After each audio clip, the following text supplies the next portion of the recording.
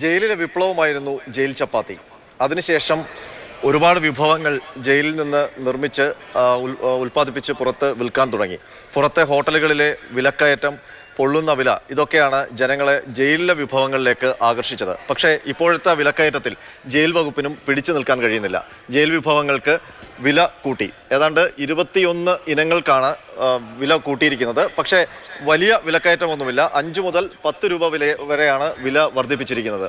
ഏതൊക്കെ വിഭവങ്ങൾക്കാണ് ജയിൽ വകുപ്പ് വില കൂട്ടിയതെന്ന് പരിശോധിച്ച് നോക്കാം. ജയിലിൽ നിന്ന് ഉൽപ്പാദിപ്പിക്കുന്ന ചിക്കൻ കറിക്ക് 5 രൂപ കൂട്ടി ഇപ്പോൾ 25 രൂപയായിട്ടുണ്ട്. ചിക്കൻ ഫ്രൈ 10 രൂപ കൂട്ടി 45 രൂപയാക്കി. ഉച്ചയൂണിന് നേരത്തെ 45 രൂപയായിരുന്നു, 5 രൂപ കൂട്ടി ഇപ്പോൾ 50 രൂപയാണ് വില.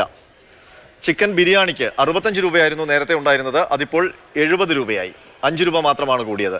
5 ഇഡലി അടങ്ങുന്ന ഒരു സെറ്റിന് ഇനി മുതൽ 35 രൂപയാണ്. 4 പൊറോട്ട സെറ്റിന് 28 രൂപയാണ് ഇനിയുമുള്ള വില.